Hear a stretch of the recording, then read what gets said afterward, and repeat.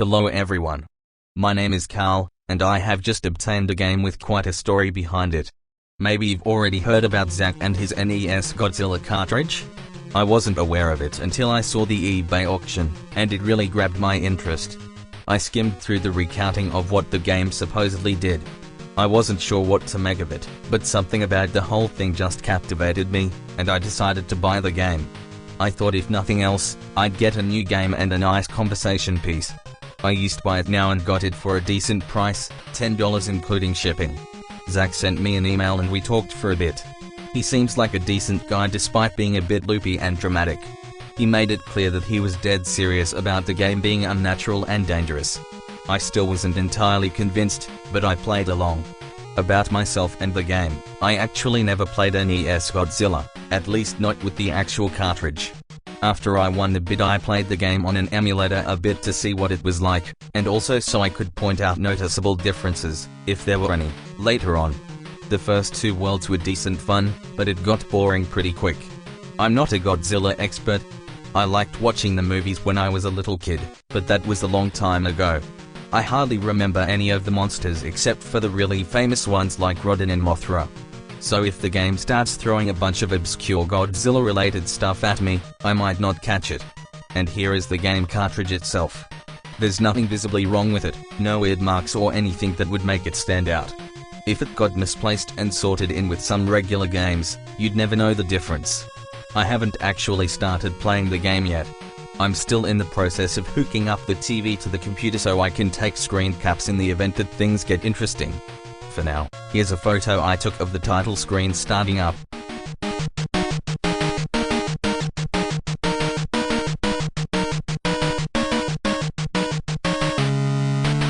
The connection between the TV and computer is all set and ready to take screenshots. I guess I'm ready to begin too. Here goes nothing. Okay, the opening screen looks the same. If this is like Zach's game, there won't be anything noticeable until the first boss fight, but I'm gonna be disappointed if this whole game ends up playing normally.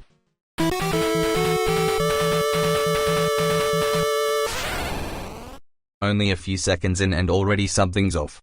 I almost didn't notice, but the last game option is gone. I don't know why, as usually it would have done the same thing as new game.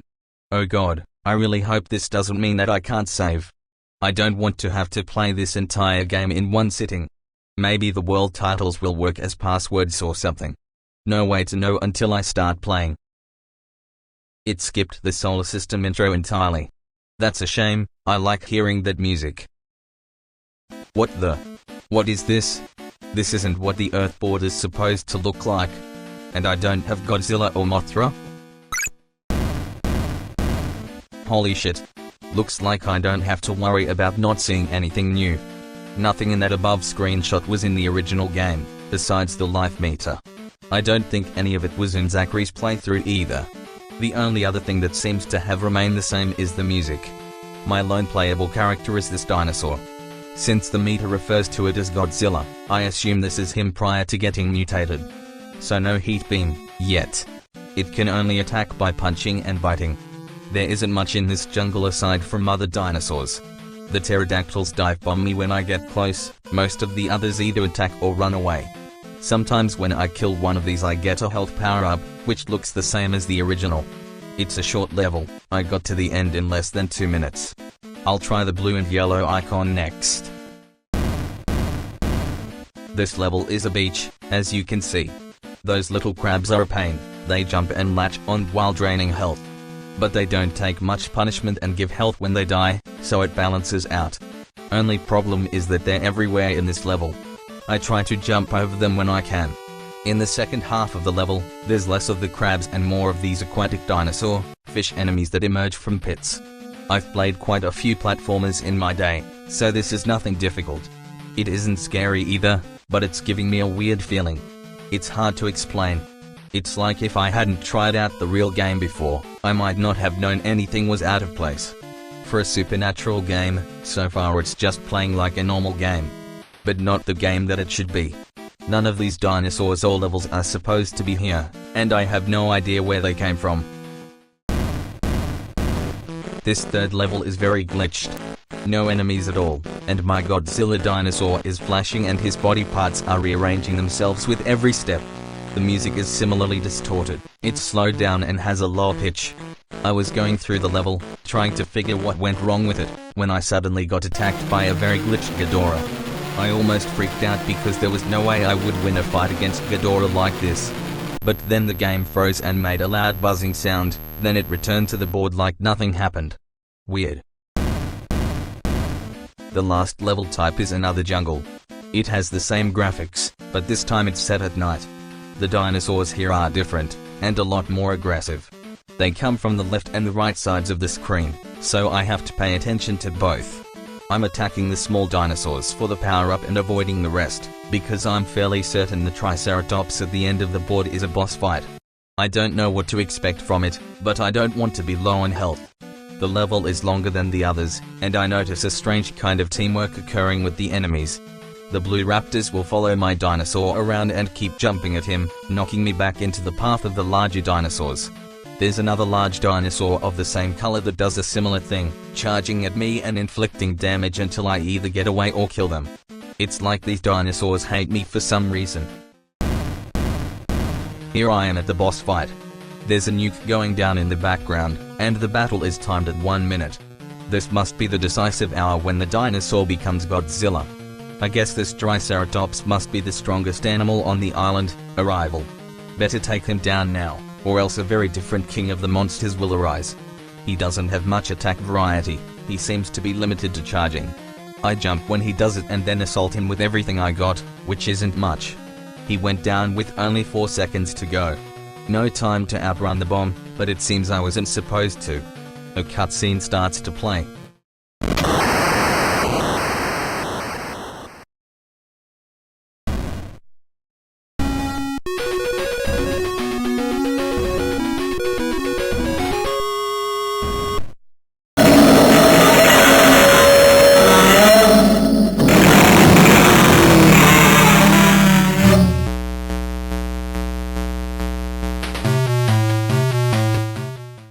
When it ends, the game goes back to the Game Select menu.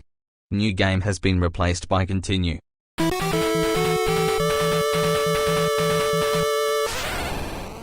And that's World 1. For my first impression. I'm not sure what to say. I feel a bit overwhelmed. Where did all of this come from? And why? I'm not sure what to think about this game.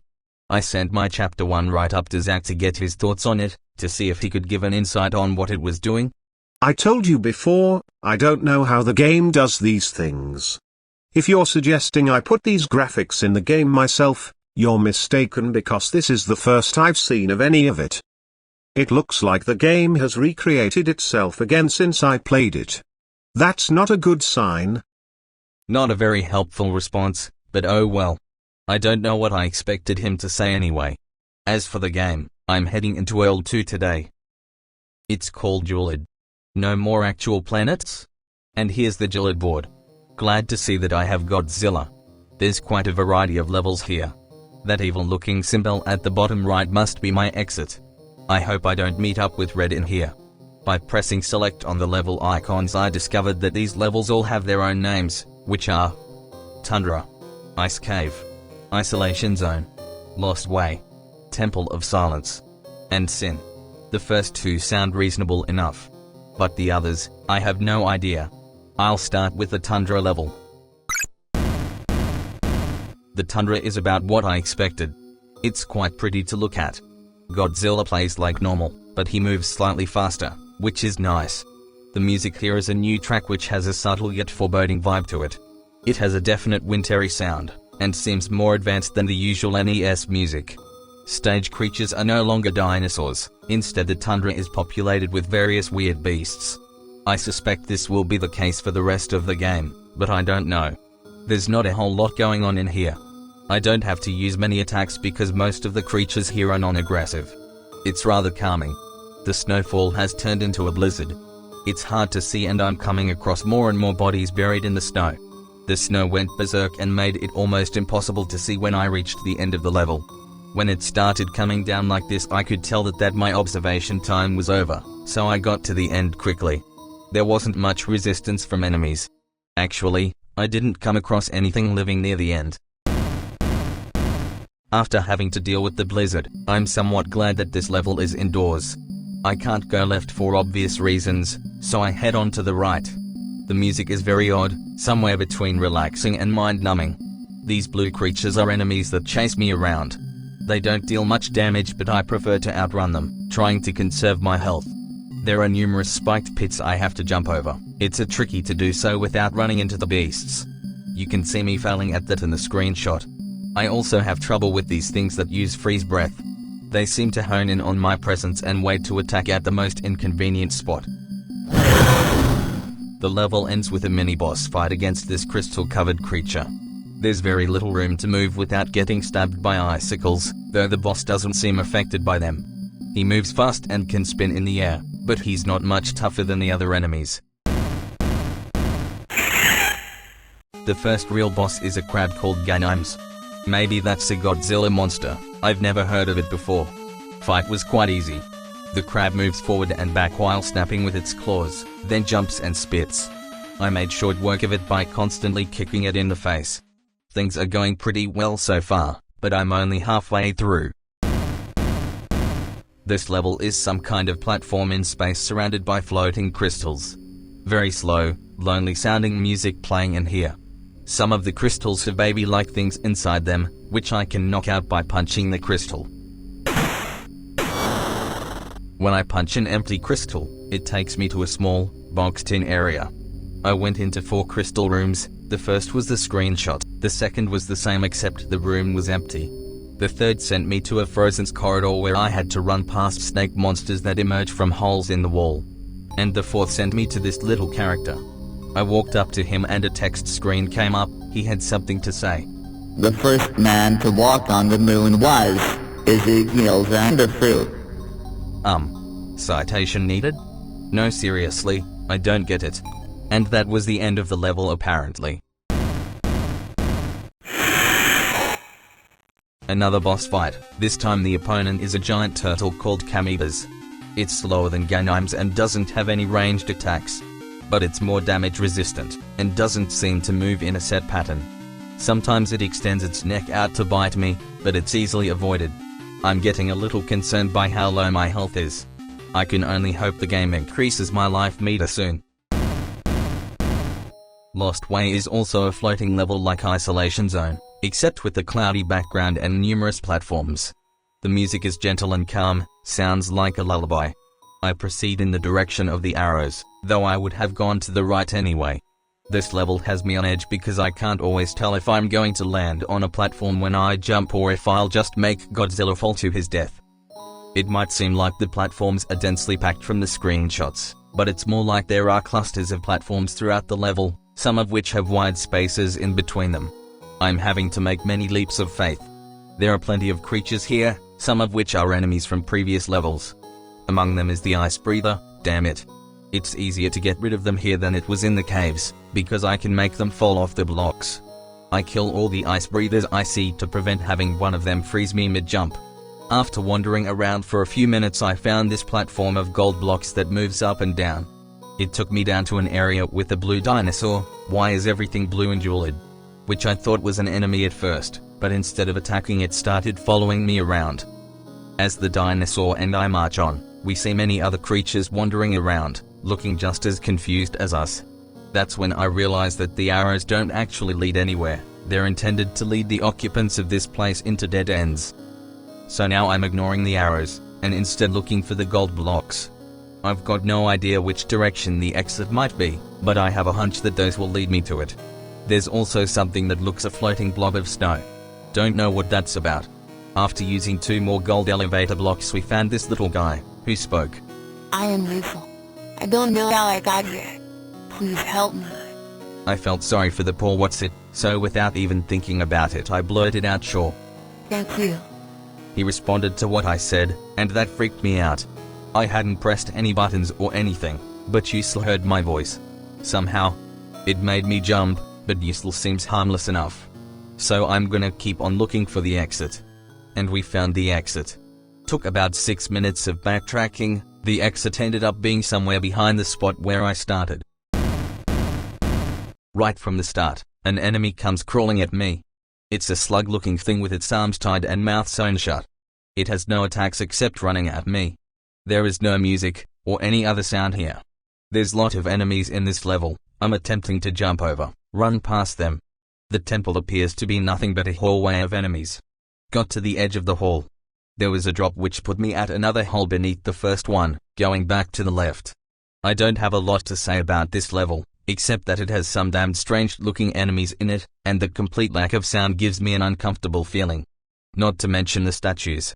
Here I am going through the end of the level. Lots of those ugly multi-face head things are floating around. And that's the last of the Gelid levels. Well, almost. Still have to get through Sin. Before I dive in there, I'm trying to figure out what this might be. The name is very vague, but suggests that this will be something unpleasant. The level icon doesn't give me any hints. Yeah, I don't know. Here goes nothing. It's a boss fight. I should have known.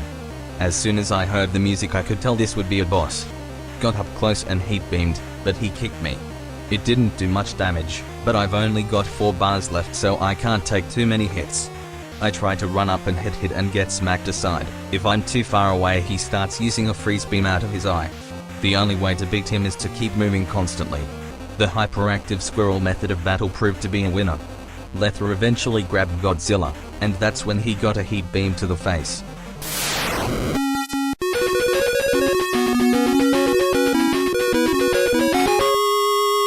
After Lether died, an image of a gate appeared on the screen. It had 7 holes, one had Lether's icon in it and the other 6 were empty. After pressing start I'm sent back to the title screen. Turning the game off for now. Well, that was insane. While playing the game I got so wrapped up in it that I sort of forgot that none of this should have been happening. The game does seem to follow specific themes, with everything in Gelid being cold and blue, but for the most part, I feel like there's a traffic jam going on in my brain. I need to take a break. Instead of immediately heading into World 3, I've decided to play around with the password screen today. I don't know what results I'll get, if any. It's the same creepy music playing, but the password input has been altered. Left, right, and end characters are gone. B and A move the second selector around while start inputs the code. There's a new icon in their place, which is in some language I haven't seen before. First I'll try world names from Zach's playthrough. Pathos, didn't work. Trance, also didn't work. Dementia, nada. Entropy, screen turned white for a second, but then went back like nothing happened. I entered the code again and it was rejected. Ixtus, nope. Zenith, didn't work, but I'm not sure I wanted to go there anyway. So I can't access any of the worlds that Zach did. Not only that, I can't even get to the worlds that I've already played. Gelid didn't do anything either. That leaves trying passwords from the original game and guessing. I'll have to Google search to see what those were. 5 minutes later. The sound test and destroy all monsters codes both worked. The CD player guys don't do anything as far as I can tell. The sound test is only playing songs that I've heard in the game so far. It probably updates the song library as the player progresses. The destroy all monsters code sends me to this area where I'm a robot that uses a club to kill little monsters. There's no health, time limit, or anything. The password music plays in the background. This made me feel uneasy so I didn't play it for long. Now that I've gone through all my other options, I'm going to see what that new language icon does. Whoa. I don't understand this at all. I'm glad I still have the option of going back to English.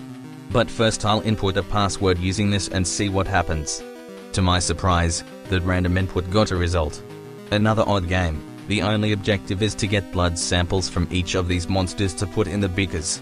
Don't know what the 120 means. It was there the whole time. After doing so, it goes back to the password screen. Tried another combination, and got yet another little game. How many games are in this thing? This time I'm a little yellow mouse in a rowboat on the ocean. Just swimming along. Row row your boat. Why did everything go down?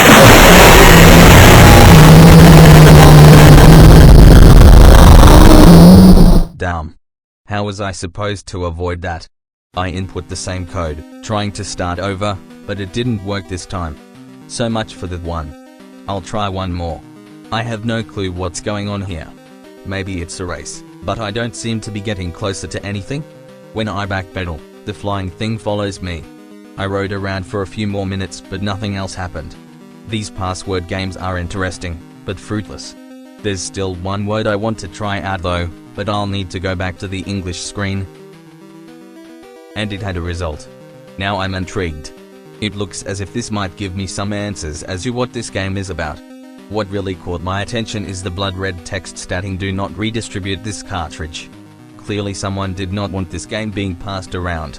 It's a bit too late for that, but as the current owner, I really want to know why shouldn't it be redistributed. God damn it.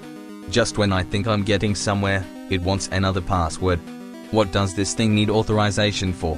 What the hell is a Transcendence project?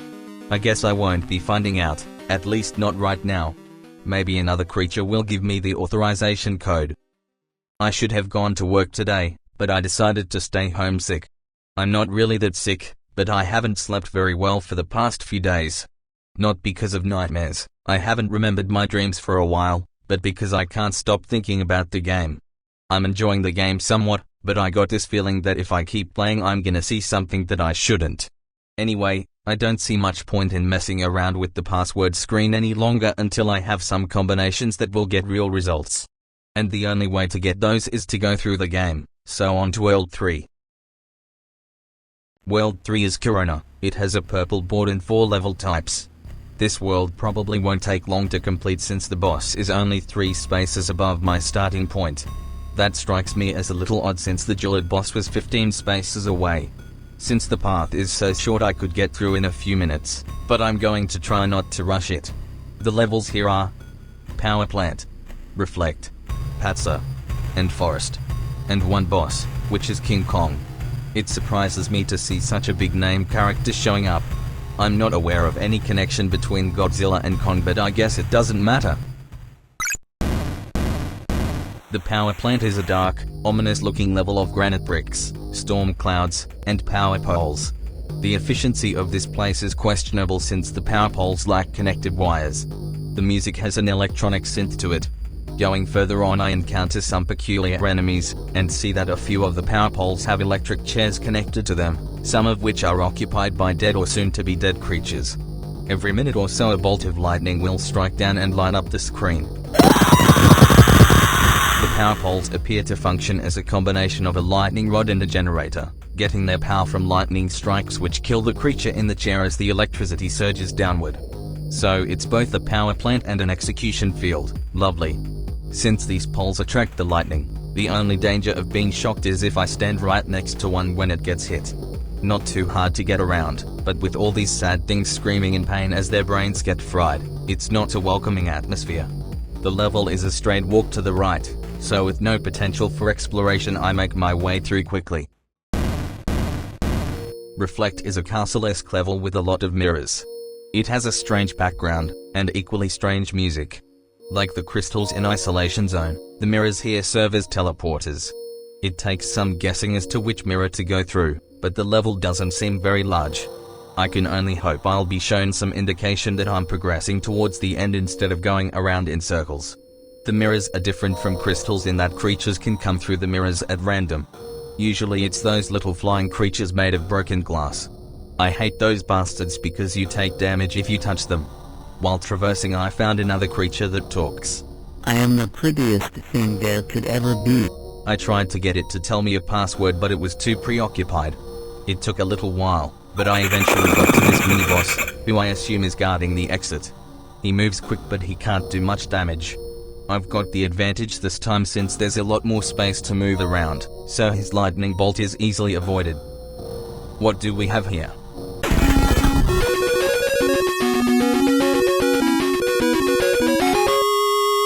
Ah, Rodin. A monster I actually recognize. That's great, can't wait to test him out. I just remembered I haven't fought King Kong yet. I'm tempted to use Rodin, but I'll use Godzilla for this one. Don't know what to expect.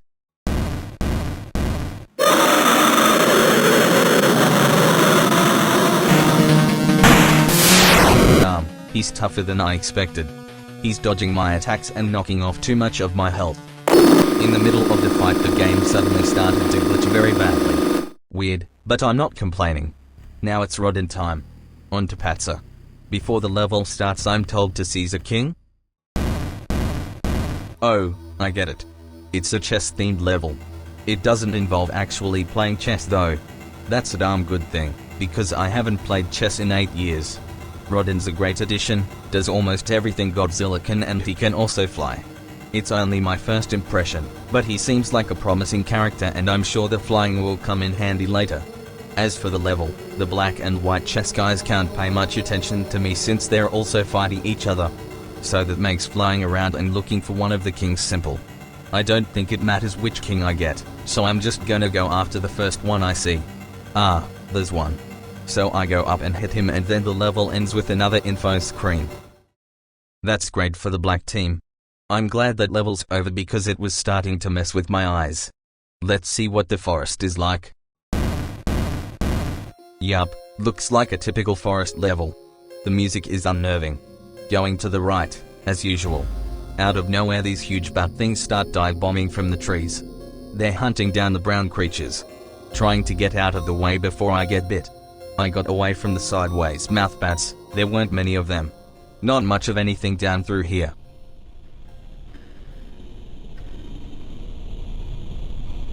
Why did everything lose color? And the music changed, but...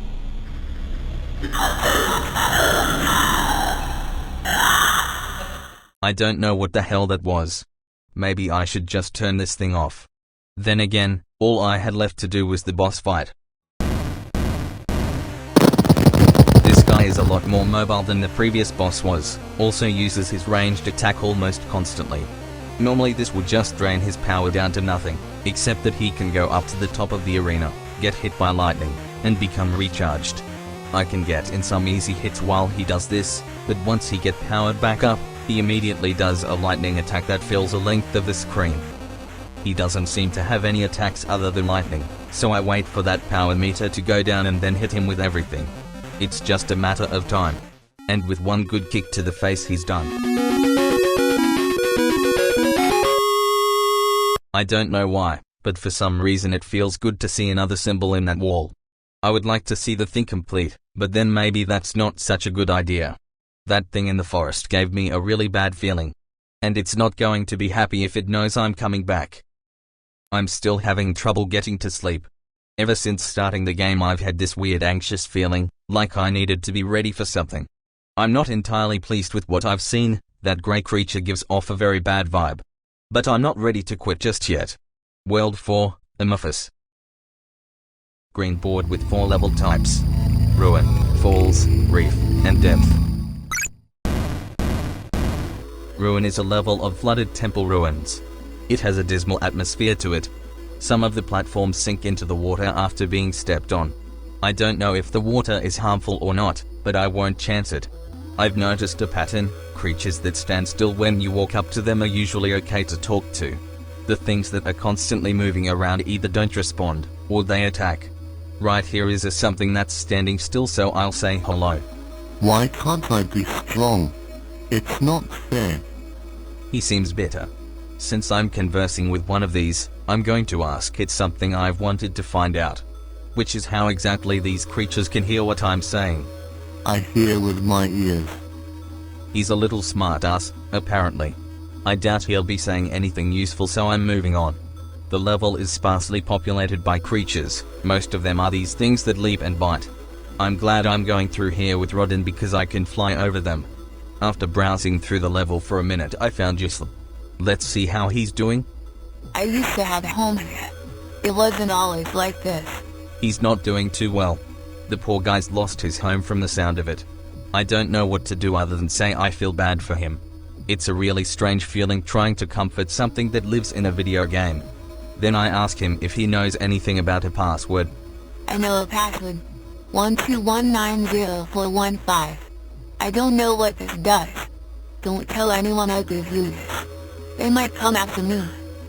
I feel conflicted by Gelid's response. While I'm happy that I got a password, I'm also worried by this they that he mentions. Who are they, and why would they come after him? I try to ask him to explain, but he starts to fly away. Might as well see what this password does. Heading back to the Transcendence project, and we're in. It's rather strange that you still got a code that works for this. I was under the impression that his world was separate from this game menu stuff. Makes me curious as to how he got it, but anyway, let's see this project. It appears to be some kind of journal, with separate entries as readable text scrolls. This makes no sense. Why is there a written document about the cartridge in the cartridge? How did it get there? Did this doctor disassemble it and encode his own journal into the game? Why would he do that? Nothing to do but start reading.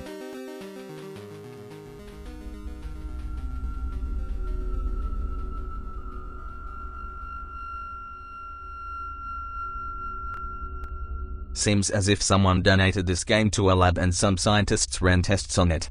The journal doesn't say who the donor was or how they knew where to send the game.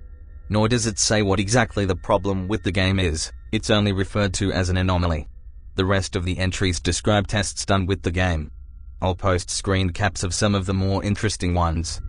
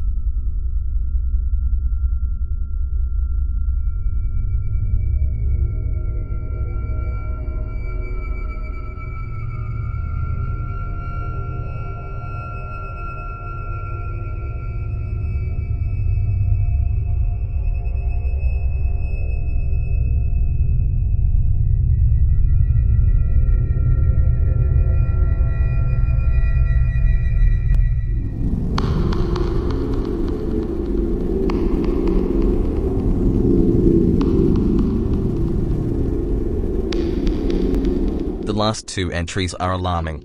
To be honest, I didn't really believe a lot of Zachary's testimony about his game ended with the paralysis. I figured he was playing some weird modded game and was getting caught up in his own imagination. But this bit about Jeremy having a seizure is making me rethink it. And judging from this, Zach is the only person to have completed the game in its anomaly form. Group Test Day 13, dated September 21, 1997, is the last entry in the journal. Either the project was abruptly ended at this point, or the rest of the journal has not been recorded on this. While this does give a bit of insight about the game, it raises more questions than it answers. Assuming that this is even legitimate, that is. These entries are very short for what's supposed to be a professional experiment. But real or not, I still don't understand how it's even in the game. The journal itself isn't lending me any answers, and I don't see anything else to look at on this page except the journal entries. So I'm going back to Amorphis to complete it. Falls is a waterfall level. Mostly the same as Ruins, just walking through and jumping over pits. Enemies here are the 1998 Godzilla, a giant lobster, and some more of those jumping creatures. The music is faster in pace and sounds more threatening. The end of the level has you right at the waterfall, having to jump across blocks that come down the falls. Very much like those parts in Mario Bros. 2, except it's a little harder because Godzilla's jumping is awkward. Jumping creatures come down from the top of the screen every few minutes. Time for another boss.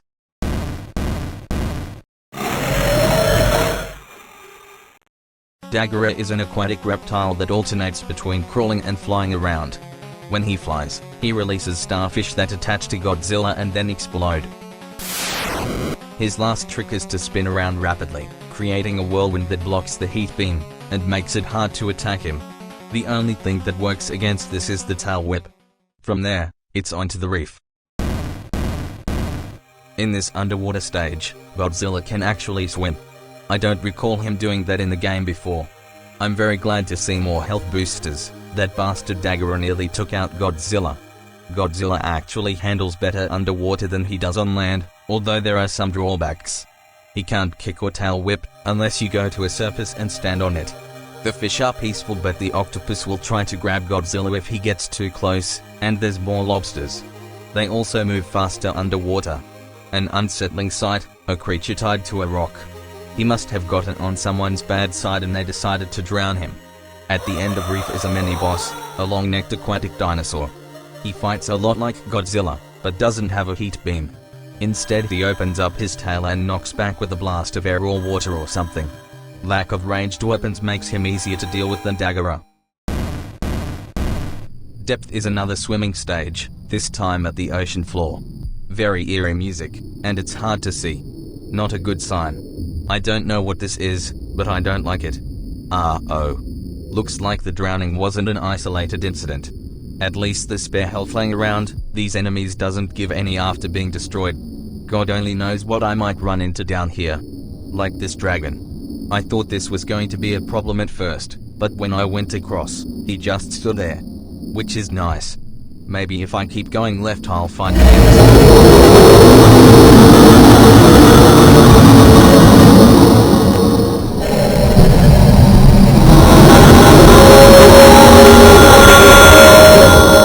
Nope. Alright, after about 10 minutes of swimming around, I seem to be getting somewhere. I figure I'm at the ocean floor, nowhere lower to be, so the direction to go is up. Freakish mermaids have started swarming on me, so I must be close. Going up led me out of the depths and into a waterfall stage. This one is set at night. I ran into this green character and then this happened. Hi there. You don't know me, but I was the one who helped you defeat Kong.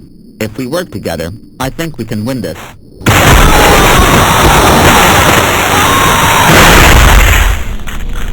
I think I know who Usel's afraid of. You know what? No. Let's see how he likes getting blasted.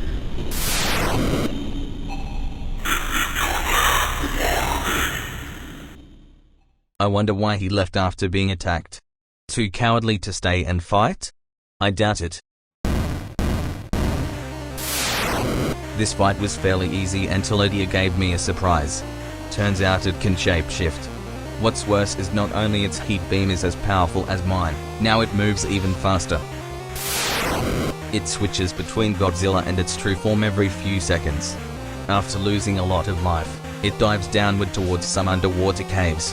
Odia hides inside them and sticks its head out to spew green spheres, which stick and make it hard to move. Then Odia rushes forward to ram Godzilla into spike walls. It's an interesting tactic, in fact I'm going to use it myself. Another one bites the dust.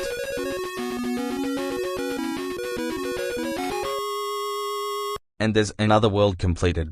I wonder what happened to those people who were part of the project. Today we go into World 5. The gate has 7 slots on it, so this is the halfway point. The board is a dark bluish color, 3 level types. Top, Swamp, and Fog. Top takes place on the top of a mountain range. You can't see in the screen caps, but this area has very strong winds. I'm going to need to pay attention so I don't plummet while moving. There's an eerie feeling to this place. Rather low-tone music, but it's hard to hear over the sounds of howling wind. There are 2 kinds of gross bug enemies, they seem to be related. Both of them try to stab me with the face spikes. I'm starting to see body parts flying across the screen when the wind picks up. I'm running into these odd lump things with holes all over them. The bugs hover around it, sticking their spikes into the holes, and they attack me whenever I get close. So I have to destroy all of them before I can get across. It's getting difficult to avoid these things. I can see the bodies that had been flying past earlier. They're covered in circular holes, likely stabbed to death by the bugs. There are also pink eggs bound to the mountains by a sticky web-like substance. Small larval bugs leap from the eggs and drain health, but I've also seen them emerge on their own to feed on the bodies. I've gotten to a clearing that seems mostly free of bugs. And look who shows up, Useless. I can't find my family. They're probably dead. Oh god. That's terrible to hear. Wait, what is that thing?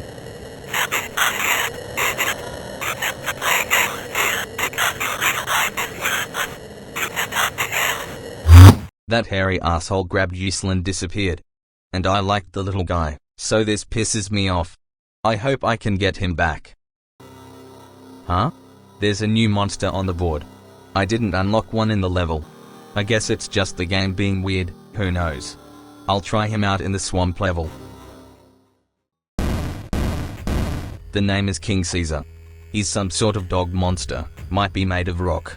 The swamp is like a combination of the forest and ruin levels. Don't know about the water, but I'm staying out of it.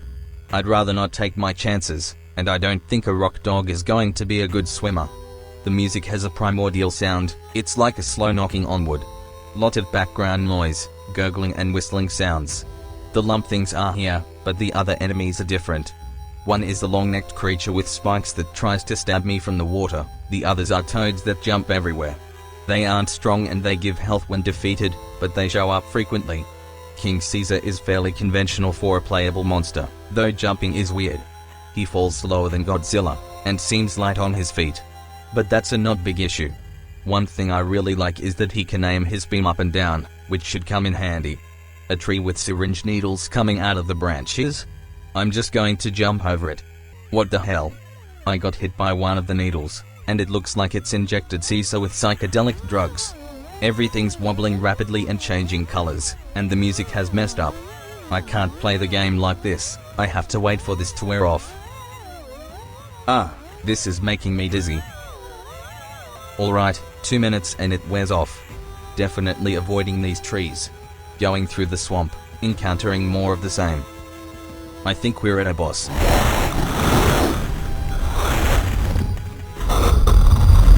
Definitely a boss. The giant toad is trying to eat Caesar, and his tongue is both his primary weapon and his weak point. Striking it just gets me stuck to it, so I have to use the beam. Though its arsenal is limited, the toad can birth many smaller toads out of the holes in its back. After taking enough damage, the giant toad retreats momentarily to let its spawn wail on me. They come at a constant rate, but by unrelentingly beating the hell out of them, it's a good way to gain health before the big one resurfaces. After doing this about 3 times, the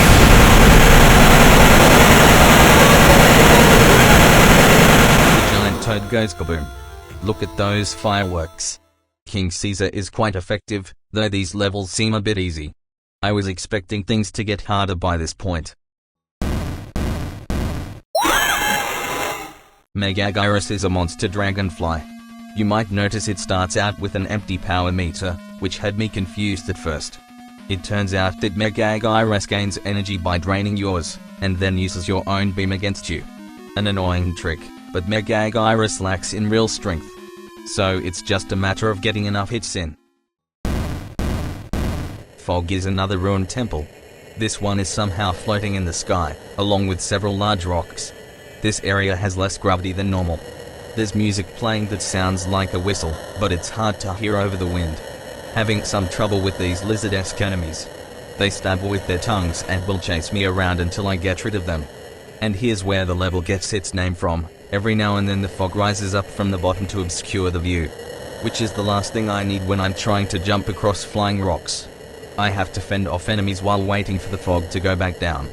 And some of the lizard things can fly. Thankfully this level is rather short. At the end there is this thing, which blocks me from getting through. It's not much of a mini-boss, all it can do is wave its tentacles and call other enemies. I met another denizen here and... Wait, what is he doing? Don't interrupt me. Huh? Well, whatever. Anyway, time for the boss. What the hell? The world boss icon has moved to another part of the screen? How does that happen? Going back through some of the levels again, not taking more screen caps because it's the same stuff. I got through to where the icon had moved and it moved again. Something is wrong here. Alright, I thought it over for a while. I think the cause of this is King Caesar. He wasn't unlocked like the others, he just showed up. It could be that his inclusion was a trick. I'm going to try getting rid of him and seeing if that solves the problem. I'm going to feel like a real dumbass if I'm wrong, but I don't know what else to do. Here goes.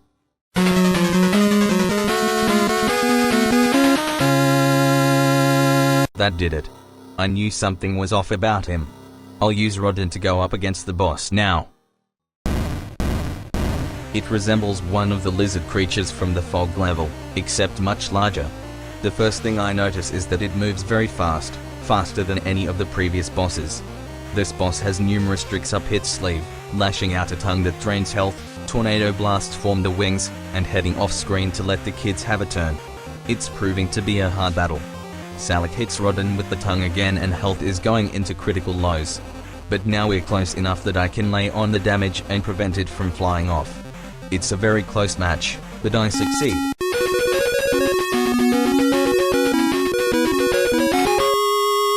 And I thought it would end there, but it doesn't. It takes me back to the map again. King Caesar is back, where the boss icon was. I think he's mad about that dropping him into an abyss thing.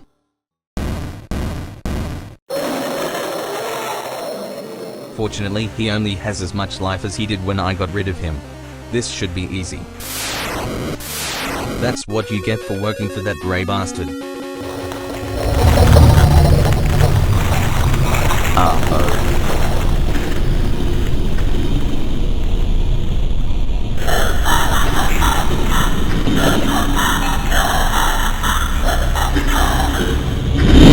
Shit, I didn't even think I'd be fighting him now. I wasn't prepared for this. This might be as far as I get, but I'm going down fighting. This guy is tough. Very tough. Godzilla is the strongest monster I have, and I'm just barely holding him off. We're both getting low on health, and he's getting serious. Now he's destroying the mountaintops, so I have less places to stand. He absorbed my heat beam. He's gaining a lot of power. Better duck. This is it. Gonna blast him with all I have left.